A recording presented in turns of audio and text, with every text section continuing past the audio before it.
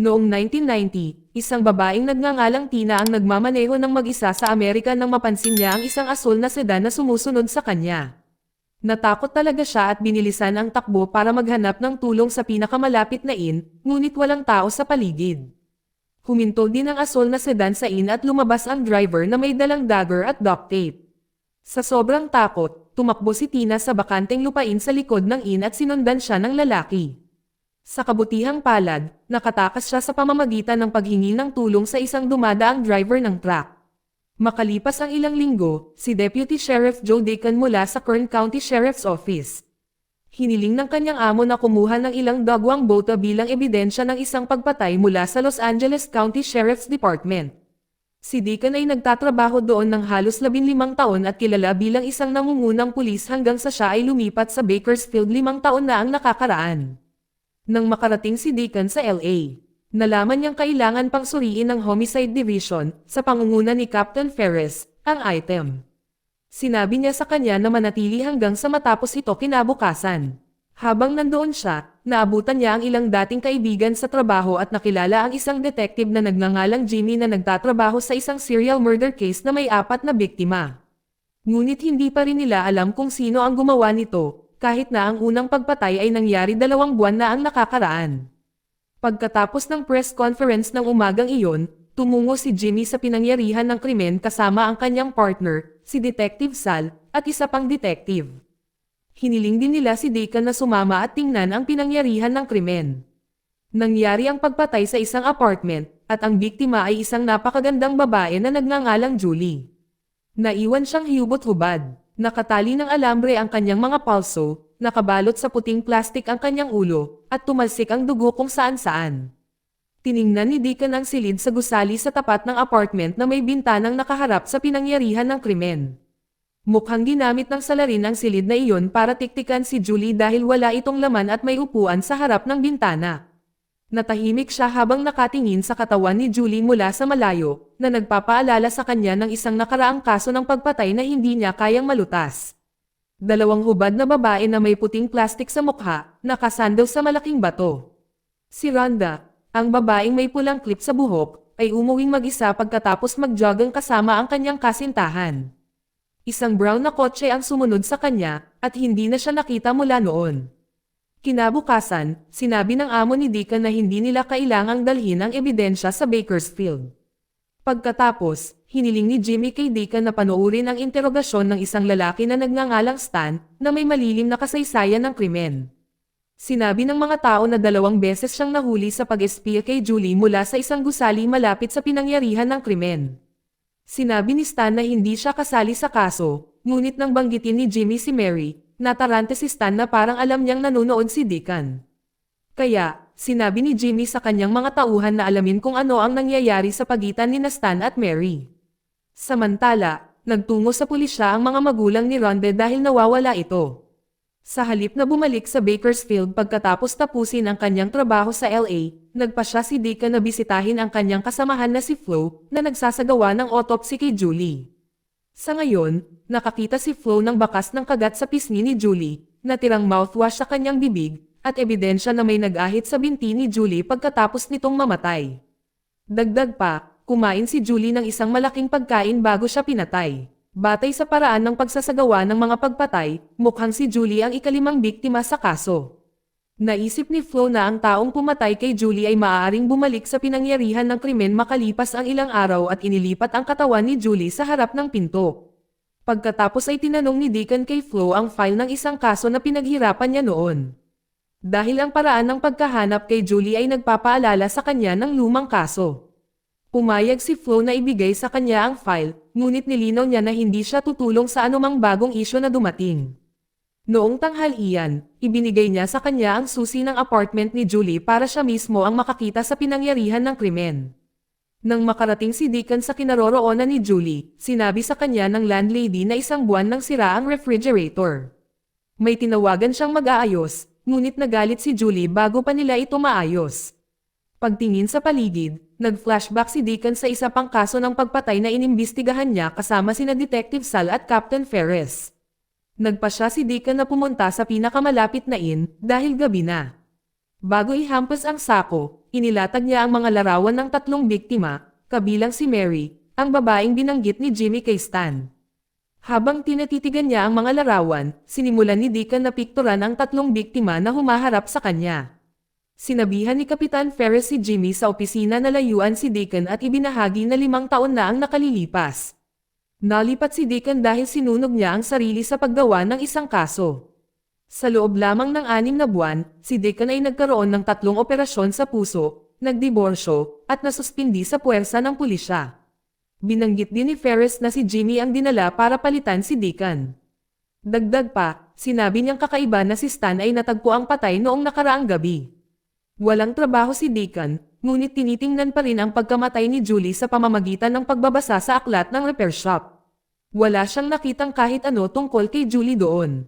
Kaya, pumunta siya sa katabing tindahan at nakakita ng listahan ng mga teknisyan na pupunta sana sa kinaroroonan ni Julie, ngunit nakansela ito. Sa kabilang banda, hindi nila mapapantayan ang fingerprints ng lalaking inakala nilang kapalit ni Julie dahil nagulo ang mga prints sa gitna. Pagkatapos ay tiningnan ni Jimmy ang bahay ng nawawalang batang babae na si Rhonda, at binanggit ng kanyang ina na palaging nakasuot ng pulang clip si Rhonda. Nang gabing iyon, may nakita silang batang babae na lumulutang sa ilog. Ngunit hindi si Rhonda. Pumunta si Deacon sa pinangyarihan ng krimen at nakilala si Jimmy, na gustong malaman ang tungkol kay Mary dahil namatay si Stan matapos marinig ang pangalang iyon. Walang sinabi si Deacon, ngunit nagbigay siya ng listahan ng mga teknisyan na nagtatrabaho malapit sa apartment ni Julie. Nagtaka si Jimmy kung bakit inilipat sa ibang lungsod ang isang taong tulad ni Deacon sa halip na ma-promote pagkatapos ng 15 taon sa LA. Ngunit muli, ayaw magbigay ng diretsyong sagot ni Deacon. Kinabukasan, ipinaalam kay Jimmy ng kanyang katrabaho ang tungkol sa 3 biktima mula sa hindi pa nalutas na kaso na hindi makrak ni Deacon. Isa sa kanila ay si Mary, lahat sila ay nasa parehong hanay ng trabaho at pinatay sa parehong paraan, nilagyan ng droga at pagkatapos ay sinaksak. Nang maglaon, sa isang bar, pinag-uusapan ni Jimmy at Deacon ang kaso, na ngayon ay may 6 na biktima na lahat ay pinatay sa parehong paraan. Sinaksak, bumubula ang bibig, at nakatali ang mga kamay.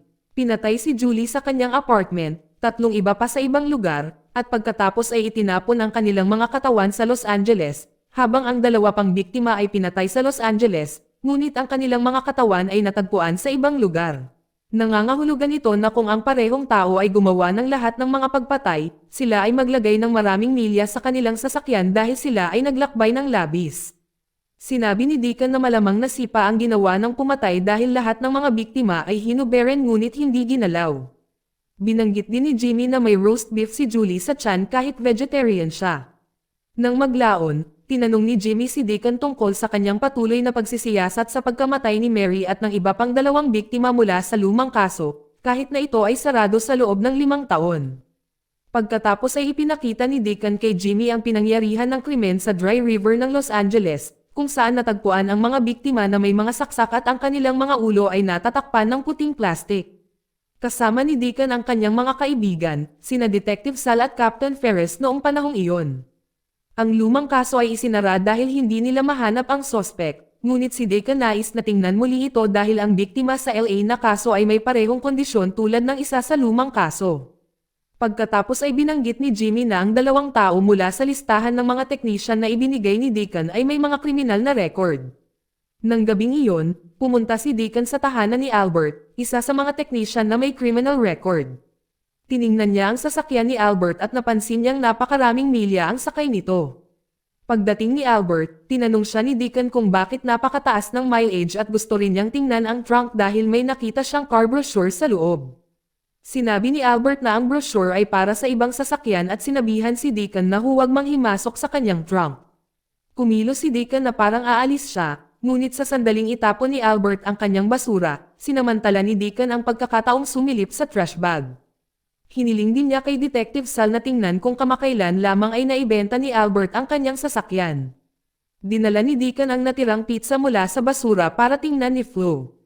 Napansin ni Flo na ang laki ng kagat ay tumugma sa marka ng kagat sa katawan ni Julie, na nagpapahiwatig na maaaring may kinalaman si Albert sa pagkamatay ni Julie.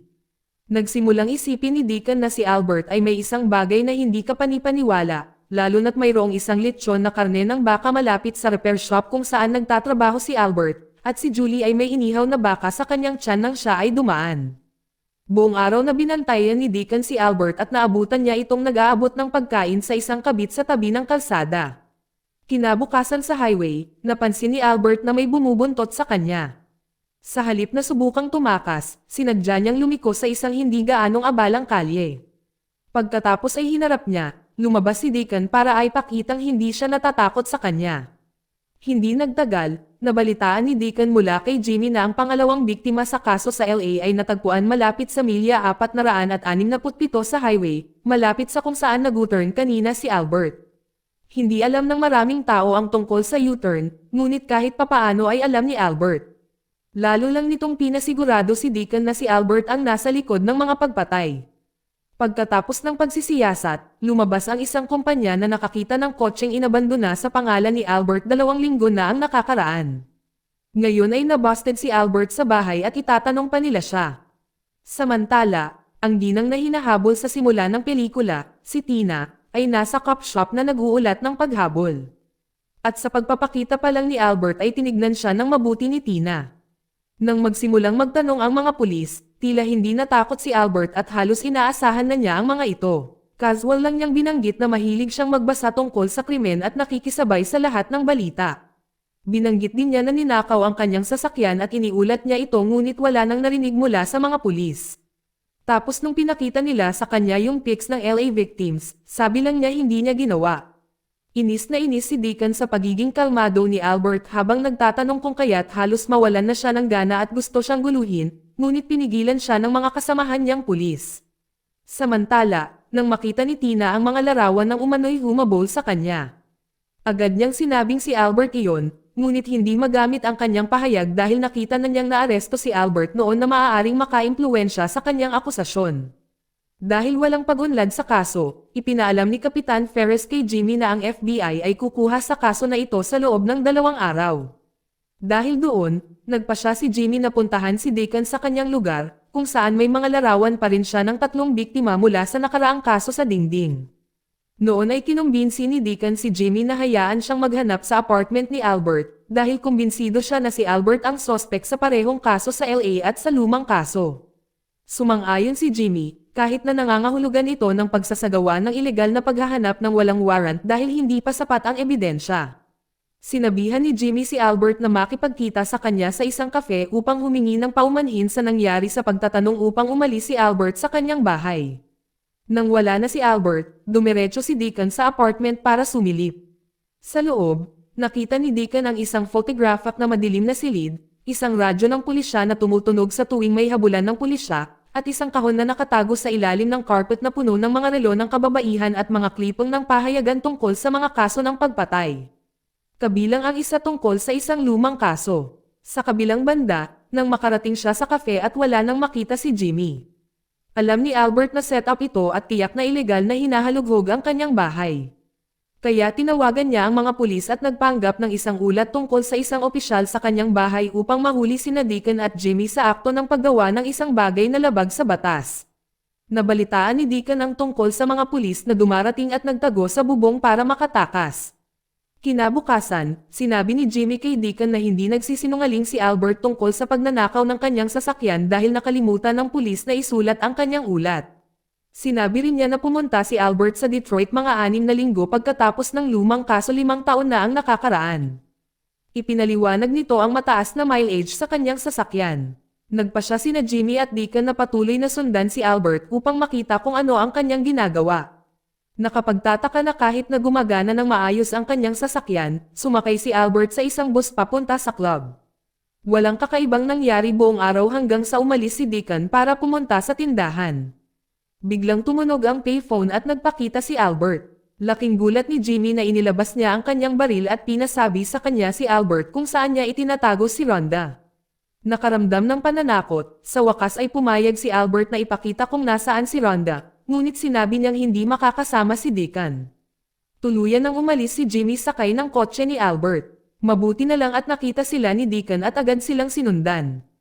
Nang makarating sila sa napakalaking bakanteng lote sa gitna ng kawalan. Itinuro niya kung saan niya inilibing si Rhonda, at pagkatapos ay pinahukay niya si Jimmy. Handa si Jimmy kung sakaling may gagawin si Albert, pero parang ginugulo lang siya ni Albert sa pagpapanggap na hindi niya matandaan kung saan niya ito eksaktong inilibing. Hindi mahanap ni Jimmy ang katawan ni Rhonda. Pagkatapos ay sinabi ni Albert na hindi siya kailanman pumatay ng sinuman. Si Jimmy ay patuloy na naguhukay kung saan itinuro ni Albert, ngunit siya ay nagalit ng pinalaki ni Albert ang kanyang pamilya. Hinampis niya ng pala si Albert at aksidenteng napatay niya ito. Maya-maya, dumating si Deacon at nakita niya ang walang buhay na katawan ni Albert. Hiniling niya kay Jimmy na maghukay ng malalim na butas para sa libing habang siya ay pumunta sa bayan upang tumulong na ayusin ang sitwasyon.